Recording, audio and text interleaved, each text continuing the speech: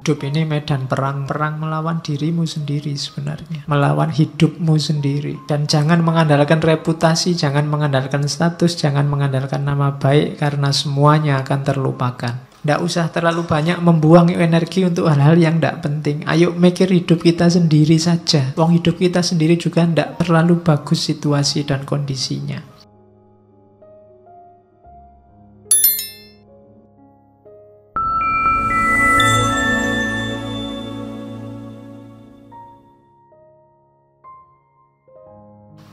Oke, bismillah. Assalamualaikum warahmatullahi wabarakatuh. Bismillahirrahmanirrahim. Alhamdulillahirabbil alamin. Wa bihi nasta'inu ala umurid dunya waddin. Allahumma sholli wa sallim wa barik ala habibina wa syafi'ina Sayyidina wa maulana Muhammadin wa ala alihi wa ashabihi wa man tabi'ahum bi ihsanin ila yaumiddin. Bismillah, kita lanjutkan ngaji kita. Malam hari ini kita ganti sesi.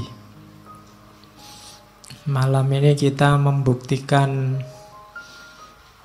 dawuhnya Al-Mukarram Plato bahwa raja terbaik itu harusnya seorang filosof.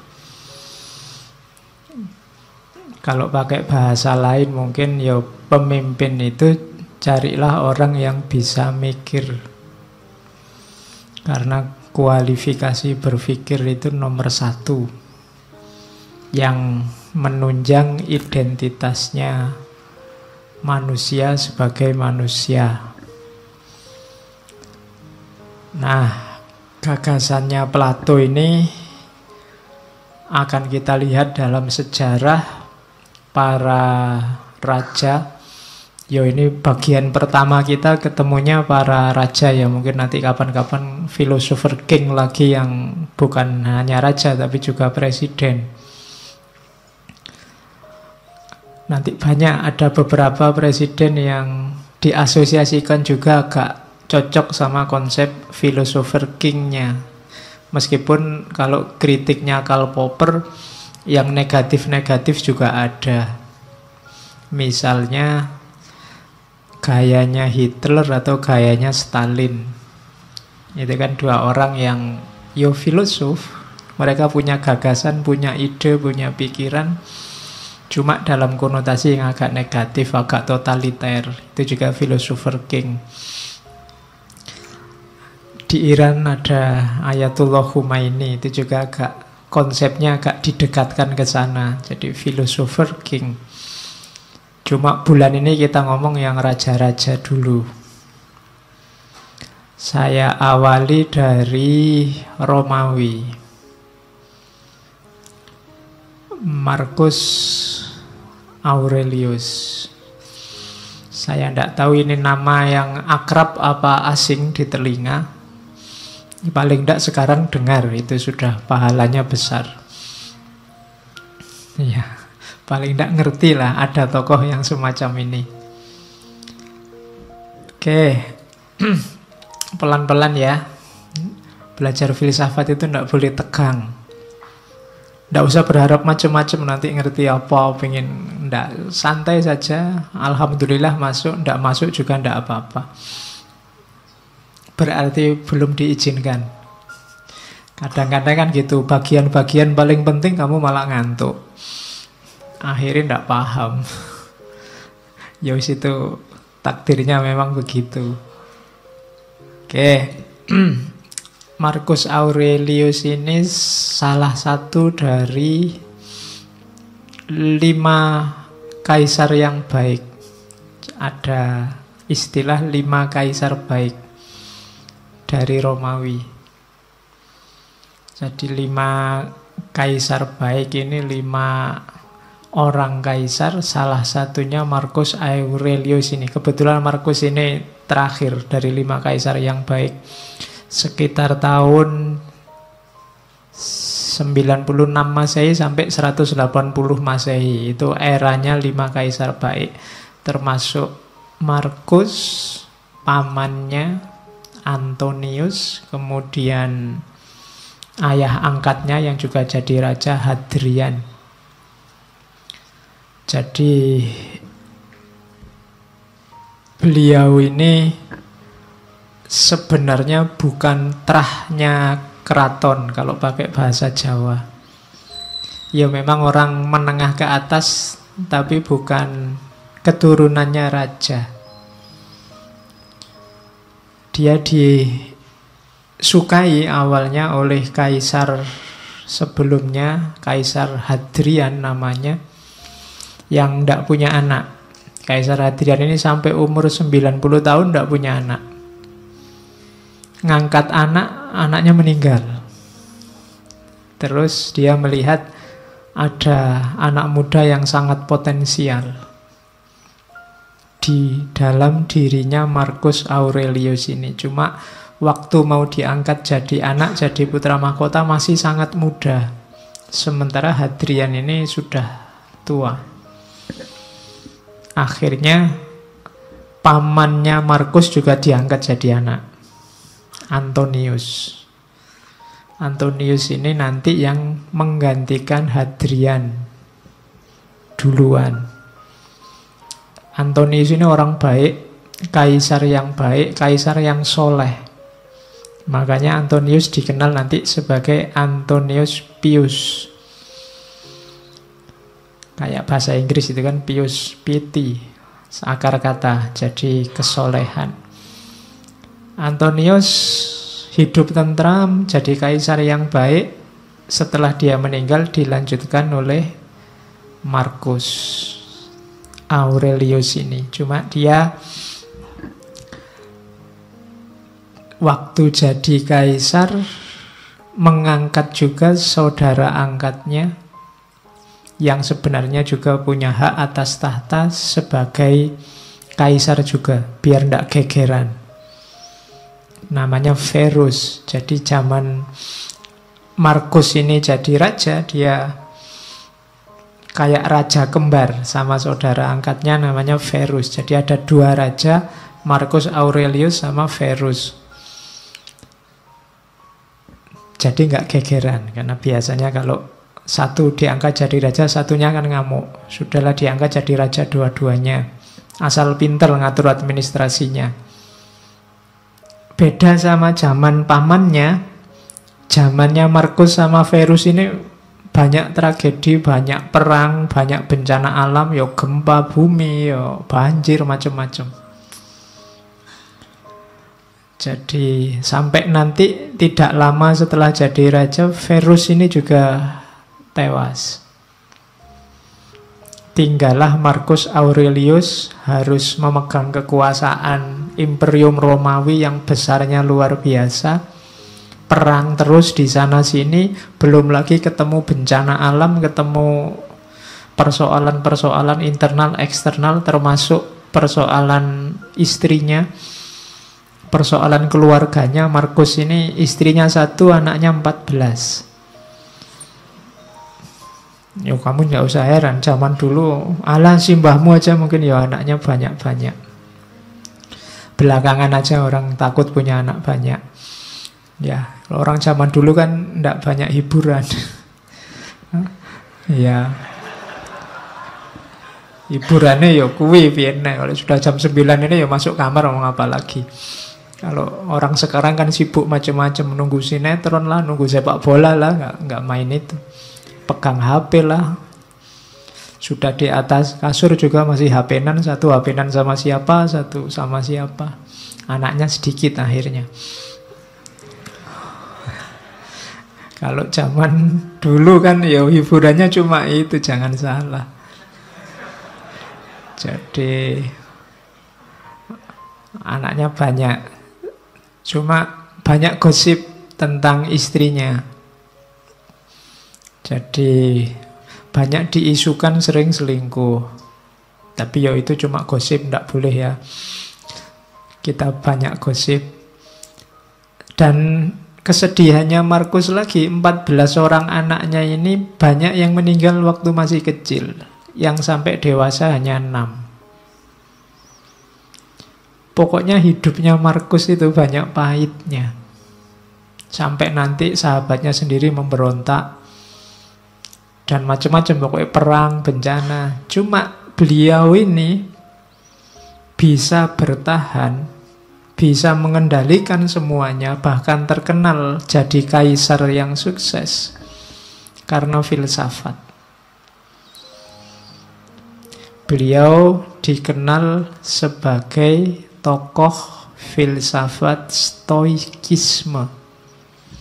Dulu kita pernah belajar itu dan dulu pernah disinggung sedikit-sedikit tentang Marcus Aurelius. Malam ini kita masuk agak banyak. Jadi dengan bekal filsafat stoik ini, Markus bisa jadi pribadi yang tangguh, sabar. Markus ini dikenal raja yang sangat sabar, ulet, tekun, dan akhirnya menang. Meninggalnya karena sakit, tidak karena perang. Meskipun hidupnya banyak mengalami pengeram, mengalami bencana alam. Oke, kita lihat ya dahsyatnya filsafat dalam diri seorang pemimpin stoikisme. Ada tokoh barat yang meneliti filsafat Islam, namanya Joseph Van Es. Katanya Joseph Van Es, hasil penelitiannya tentang stoik ini sebenarnya epistemologi yang banyak dikembangkan dalam tradisi filsafat Islam itu bukan Aristotelian, tapi logika-logika stoik. Makanya bau spiritualnya agak kental. Kalau Aristotelian murni kan agak realisme. Kalau coba baca Al-Kindi, baca Al-Farabi, baca Ibnu Sina, itu kan bau spiritualnya kuat. Cara berpikirnya agak bau stoik. Ya silahkan kamu cari sendiri apa iya begitu. Oke, kita lihat ya, di mana menariknya stoikisme khasnya Marcus Aurelius. Orang stoik itu ciri berpikirnya 4. Yang pertama, berfilsafat tidak perlu jelimet, yang penting baik dan manfaat. Nah, ini prinsip luar biasa. Kalau di kita kan kadang-kadang filsafat itu kalau nggak jelimet kan kurang filsafat. Filsafat itu harus rumit. Kalau tidak rumit, tidak filsafat. Prinsipnya stoik kebalikannya. Nggak ada gunanya perumitan-perumitan itu. Yang simpel saja, apa adanya, tapi baik dan manfaat. Di antara yang membuat banyak orang trauma sama filsafat itu kan buletnya itu. Semakin ada tokoh filosof ngomong kok jelimet, semakin kamu puji, wah filsafatnya jeru gue mesti. Ya kan, setiap kali kamu nggak paham kan kamu anggap itu wah dalam itu, kan gitu kamu. Padahal prinsipnya stoik kebalikannya, tidak begitu. Jadi gagasan-gagasan besar itu tidak terlalu penting. Yang penting itu gagasan yang baik dan manfaat. Itu rumus pertama itu. Makanya stoikisme itu mudah dipahami. Kenapa kalian tidak paham? Ya karena bahasa Inggris kebanyakan referensinya, terjemahan ke dalam bahasa Indonesia. Yang kedua, stoikisme ini rasanya agak cocok sama dunia timur karena yang ditekankan dimensi internalnya manusia, dimensi dalamnya, dimensi ruhaniyahnya. Termasuk konsepnya tentang kebahagiaan. Orang-orang stoik meyakini bahwa bahagia atau tidak bahagia itu tergantung dirimu yang ada di dalam, bukan tergantung yang di luar diri. Kalau kebahagiaanmu kamu cantolkan pada yang di luar dirimu, percayalah kamu tidak akan ketemu yang namanya bahagia. Saya bahagia Pak kalau besok punya uang banyak. Kamu tidak akan ketemu-ketemu, karena begitu kamu dapat uang banyak, kamu pengen lebih banyak lagi. Kalau saya punya istri cantik Pak, mungkin kamu tidak ketemu bahagia karena yang lebih cantik dari istrimu besok pasti banyak. Ya mau kamu kawin, ya pas dikawini cantik, nanti lama-lama ya tua dan jelek. Yang lebih cantik pasti banyak. Kalau dasarmu hanya itu, kamu tidak akan ketemu-ketemu sama kebahagiaan. Kekayaan juga begitu. Maka katanya Stoik, yang penting dimensi dalammu. Meskipun nggak terlalu cakep, nggak terlalu kaya, asal kamu puas, rela, ridho, bahasa agamanya, sudah cukup bahagia. Oke.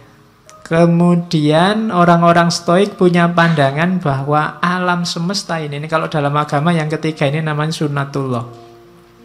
Ada logos universalnya. Jadi alam ini ada sistemnya dan ada tujuannya. Kenapa kok menurutmu kadang tidak adil, menurutmu kadang tidak imbang, menurutmu kadang tidak cocok? Biasanya kesimpulanmu begitu karena lihat parsial-parsial. Karena lihat satu peristiwa demi satu peristiwa. Kalau kamu baca lebih utuh, lebih luas, sebenarnya semuanya ada skenarionya, ada sistemnya. Itu keyakinannya orang Stoik.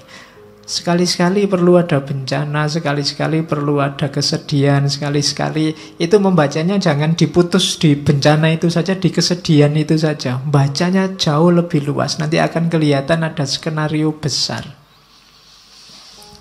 Ada aturan, ya kayak ada yang miskin, ada yang kaya. Itu kan ada main fungsinya sendiri-sendiri. Ada yang cantik, ada yang jelek. Itu semuanya kan ada struktur besarnya. Kalau cantik semua juga mungkin ada sunnatullah yang akan tidak jalan, jelek semua juga begitu. Oke, kamu sendiri yang bisa nyari contoh banyak. Terus yang terakhir berarti apa? Manusia itu tugasnya ya jalankan fungsimu sebagai manusia. Tidak usah terlalu banyak komplain, terlalu banyak protes, terlalu banyak rekayasa. Malah bulet sendiri kamu nanti. Malah bingung sendiri, kayak Diogenes kemarin loh. Kenapa hidup kita susah? Kita sendiri yang bikin rumit. Jadi jangan dibulet-bulet, kembali ke yang alami-alami, yang natural-natural. Nah, itu maunya orang-orang Stoik. Manusia itu kan yang bikin rumit kan dirinya sendiri. Sebenarnya rumusnya hidup itu kan simpel. Kalau lapar ya makan, kalau ngantuk ya tidur. Kalian ngaji kok sambil ngantuk, kan bingung, Pak saya ngantuk sekali Pak. Ya tidur, kan simpel. Kamu sendiri yang bikin rumit, gitu loh. Oke. Kalau enggak punya ya nyari. Kalau yang dicari ada di orang lain ya minta nggak dikasih ya utang. Itu kan rumus simpel sebenarnya. Utang nggak boleh ya dirayu. Ya, nggak bisa ngerayu ya ngerampok. Oke, jadi ada rumus-rumus simpel yang kita bikin rumit sendiri.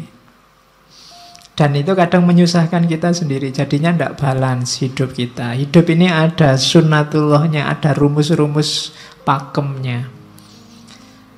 Ini 4 cara berpikirnya orang Stoik. Sekarang kita lihat Marcus Aurelius, cara dia menerjemahkan gagasan-gagasan Stoik. Saya ambil pertama tentang kehidupan. Malam ini kita banyak ngomong tentang semacam quotes-nya, karena Marcus Aurelius ini tidak meninggalkan karya selain satu buku semacam buku harian yang diterjemahkan dalam bahasa Inggris, judulnya Meditation. Kalian cari downloadan gratis itu. Masih asli dalam bahasa Inggris. Kalau ada yang pintar bahasa Inggris boleh diterjemah. Dan ini saya potong-potong dari situ, saya klaster-klaster.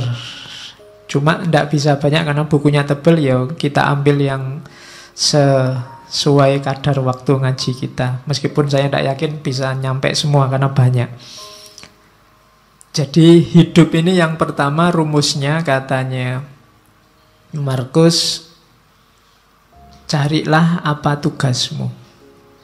Katanya Markus, segala sesuatu, apakah itu kuda atau anggur, diciptakan untuk tugas tertentu, untuk peran tertentu, maka carilah tugasmu sebagai manusia. Sering kan saya singgung ayat afahasibtum annama khalaqnakum abasa. Itu kan Allah loh yang ngomong. Apa kami ciptakan engkau itu hanya untuk iseng? Pasti enggak. Ada tujuannya. Kejar itu. Yo, Al-Quran banyak ngomong tentang tujuan hidupmu ini. Enaknya karena sayangnya Allah sama kita, kan kita sama Allah langsung ditunjukkan ini loh tugasmu. Jadi ya kayak misalnya ini ja'ilun fil ardi khalifah, aku ciptakan manusia di muka bumi jadi khalifah. Ini kan Allah langsung ngasih petunjuk, ini lo tugasmu. Maksudnya Markus, ya kamu jalan di tugasmu itu. Setiap hal di muka bumi ini ada perannya, ada tugasnya. Jangan dikacaukan, kamu sendiri juga jangan kacau. Nanti kamu susah sendiri.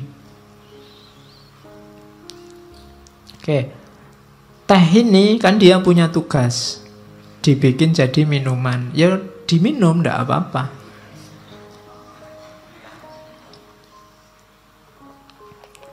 Manusia yang minum, jangan dibikin kacau.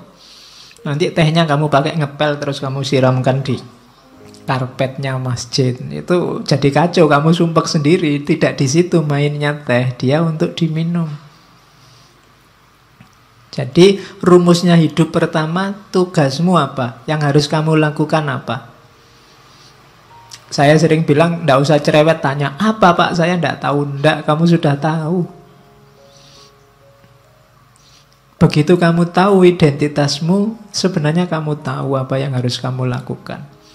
Begitu kamu tahu bahwa saya mahasiswa Pak, kamu sudah tahu apa yang harus dilakukan seorang mahasiswa. Di rumah, saya ini anak loh Pak, kamu tahu apa yang harus dilakukan seorang anak. Saya ini tetangga loh Pak, kamu sudah ngerti rumusnya tetangga yang baik seperti apa. Jadi tanya tugasmu apa, jalankan itu. Itu rumusnya orang hidup yang pertama. Dan yang kedua, ndak usah khawatir, ndak bisa. Katanya Markus, manusia pasti mampu melakukan semua yang Tuhan ingin ia lakukan. Kalau Allah nyuruh kita jadi khalifah, pasti kita punya kekuatan untuk mengkhalifai alam semesta.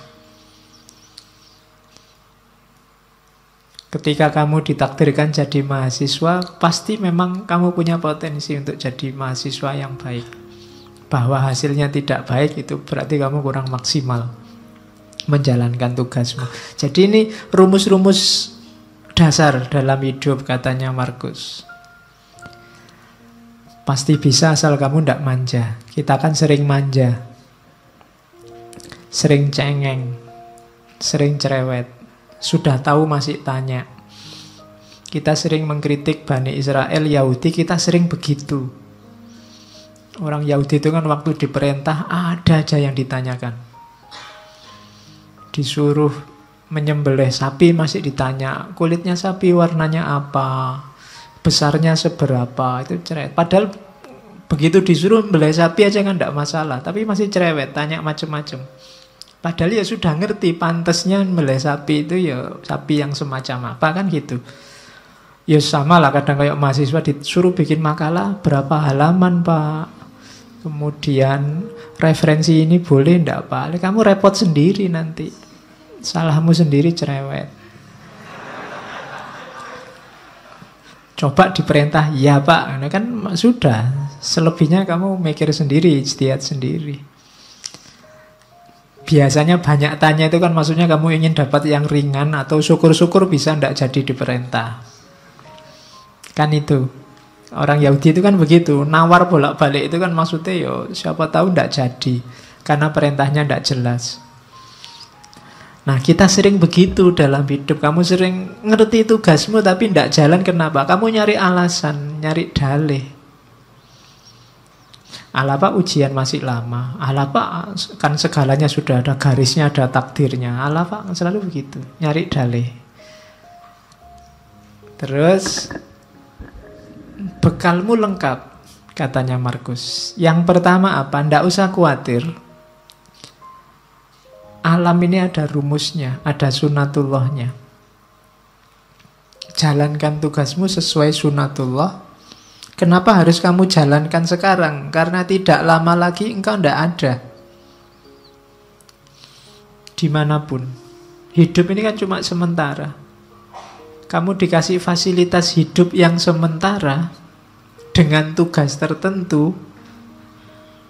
Kalau nanti tiba-tiba kamu dipanggil sama yang ngasih tugas dan tugasnya belum selesai, bisa jadi kamu dikasih nilai C, D, atau E. Kalau kamu dikasih nilai E kan susah. Kalau ndak lulus di kampus gampang. Kalau ndak lulus besok di akhirat, urusannya panjang. Kamu tidak bisa ngerayu-ngerayu karena sudah selesai. Tidak ada remedinya. Besok waktu dihisab di akhirat kan kamu mbok ada ujian susulan. Tidak ada. Sudah selesai. Maka katanya Markus, bekalmu lengkap. Alam semesta menyediakan semuanya, termasuk hukum-hukumnya. Segera jalan karena waktu kita terbatas. Pada saatnya semua akan tidak ada, termasuk Hadrian, termasuk Augustus di kalimat itu. Hadrian ya raja sebelumnya, Augustus raja Romawi pertama yang paling sukses menyatukan kerajaan Romawi. Orang sebesar itu saja juga waktunya limited, terbatas. Kalian ini kan edisi terbatas. Percayalah, Allah tidak menciptakan yang mirip kayak kalian lagi. Bikin yang lain yang lebih cakep-cakep. Terus yang kedua, katanya Markus, fokuslah pada apa yang kamu lakukan, karena tugasmu di situ. Ingatkan dirimu bahwa tugasmu adalah menjadi manusia yang baik. Ingatkan dirimu apa tuntutan alam pada manusia.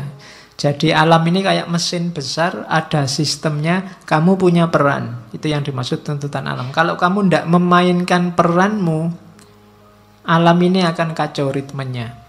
Dan ketika alam ini ritmenya kacau, efeknya ke kalian lagi, ke manusia lagi. Maka ikuti tugasmu, jalankan peranmu sebaik-baiknya. Lalu jalankanlah tanpa ragu. Jalankan kebenaran, ungkapkan kebenaran saat engkau memahaminya. Cuma ungkapkan dengan baik, dengan santun, tanpa pura-pura. Nah ini apa yang dijalankan? Kebenaran. Menjalankannya dengan baik, dengan santun, dengan tulus, tanpa pura-pura. Itu tugas hidup kita yang pertama. Di meditation itu saya potong-potong rumusnya orang hidup itu ini.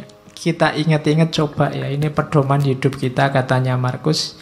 Hidup kita itu secara durasi itu sementara, pasti ya, limited. Tidak lama kok hidup kita itu. Sudah tidak ada lagi orang yang usianya mungkin 150 ke atas. Atau 200 lah, tidak ada. Orang sudah 70, 80 itu sudah luar biasa. Malah kasihan orangnya kalau nggak meninggal-meninggal. Loh iya, malah kasihan. Sifatnya berubah. Hidup kita ini karakternya alam di antara yang kita sebut sunatullah tadi berubah. Maka kalau kamu kaku, ritmemu akan kacau. Jangan kaku. Kamu harus luwes. Ketika kamu kaku, sementara lingkungan alam sekelilingmu berubah, maka yang terjadi ritmemu kacau, jangan-jangan kamu juga mengacaukan ritmenya orang lain. Jadi karakternya hidup ini berubah. Durasinya sementara. Persepsi kita, pemahaman kita, sifatnya abu-abu kalau bahasanya. Abu-abu itu apa? Kita ini manusia yang terbatas dan pemahaman kita juga terbatas. Kebenaran, kebaikan yang kita pahami itu sebatas kemampuan kita. Maka tadi jangan kaku. Kalau kamu kaku, kamu akan mandek di keterbatasan tadi. Kamu tidak berkembang. Tidak lebih baik, padahal kamu harus lebih baik terus. Karena hari ini kamu terbatas, besok batasmu harusnya lebih luas. Jadi persepsi kita ini suram. Kita itu tidak ngerti sangat banyak hal, ngertinya cuma sedikit. Berarti apa? Kebenaran yang kita tahu sebagai benar juga limited, terbatas. Bukan karena kebenarannya yang terbatas, tapi kapasitas kita yang terbatas. Kemudian persepsi urusan akal ya, pemahaman. Sekarang tubuh kita itu sifatnya melemah. Grafiknya manusia itu kan ya kecil jadi besar, setelah itu kan melemah. Sebenarnya bahasa aslinya membusuk. Usia-usia kalian ini mungkin sudah tidak bisa lebih tinggi lagi, tidak bisa berkembang lagi, sudah selesai. Kecuali kamu ikut terapi-terapi minum pil apa itu, nambah tinggi 2 cm itu mungkin ya. Sudah tidak bisa, percayalah, sudah habis pertumbuhanmu. Kamu minum susu pertumbuhan tulang sampai berapa, sudah selesai. Usia-usia kita sudah tua. Jadi, dan grafiknya pasti semakin melemah. Tidak ada orang yang tambah tua, tambah kuat, luar biasa, tambah tidak ada. Pasti. Jadi tubuh, jasad, fisik itu semakin melemah. Kemudian jiwa kita itu yang karakter utamanya sebenarnya dia kebingungan. Soul itu. Dia kalau tidak punya pemandu resmi, dia selalu bingung, mudah dipengaruhi. Akal itu kan, mental itu kan mudah dipengaruhi. Sekarang seneng, besok benci. Kemarin kerjasama, sekarang gegeran. Itu jiwa kita selalu begitu. Mudah dipengaruhi, selalu dalam kebingungan. Kemudian 5 yang atas tadi kan serba tidak enak. Terus kamu, kalau gitu saya nunggu takdir, keberuntungan. Tidak, keberuntungan, takdir itu tidak bisa ditebak. Tidak mesti. Di situ ditambahi oleh Markus kemasyhuran. Kemasyhuran itu mungkin kamu mengandalkan status, mengandalkan nama baik, mengandalkan keluarga, mengandalkan identitasmu sebagai apa. Katanya Markus itu juga tidak pasti. Seterkenal apapun orang pada saatnya juga lenyap, dilupakan. Jadi ternyata hidup kita itu semacam ini. Ringkasnya apa? Katanya Markus, hidup ini bagian fisiknya seperti sungai. Dia berubah semakin lama semakin melemah. Sungai itu kan mengalir semakin ke yang lebih landai, lebih ke bawah. Sementara jiwa kita, rohani kita bagaikan mimpi dan kabut, tidak jelas, kebingungan. Dan akhirnya kita menjalani hidup itu kayak medan perang. Seperti medan perang dan perjalanan yang jauh dari rumah. Jadi hidup ini medan perangmu. Perang di mana? Perang melawan dirimu sendiri sebenarnya. Melawan hidupmu sendiri. Dan jangan mengandalkan reputasi, jangan mengandalkan status, jangan mengandalkan nama baik, karena semuanya akan terlupakan. Maka tidak usah terlalu banyak membuang energi untuk hal-hal yang tidak penting. Ayo mikir hidup kita sendiri saja. Wong hidup kita sendiri juga tidak terlalu bagus situasi dan kondisinya. Wong ya semua orang begitu. Kalau ditarik lebih jauh lagi, tidak ada orang yang pantas sombong. Sering saya bilang bahwa manusia itu diciptakan sebagai sosok yang tidak pantas untuk sombong. Karena lemah dalam segala aspeknya. Oke, nah kalau hidup begitu. Kebahagiaan terus. Lah kalau gitu apa harus sumpek? Enggak, katanya Markus. Meskipun hidup itu selemah itu, tapi kita tetap bisa bahagia.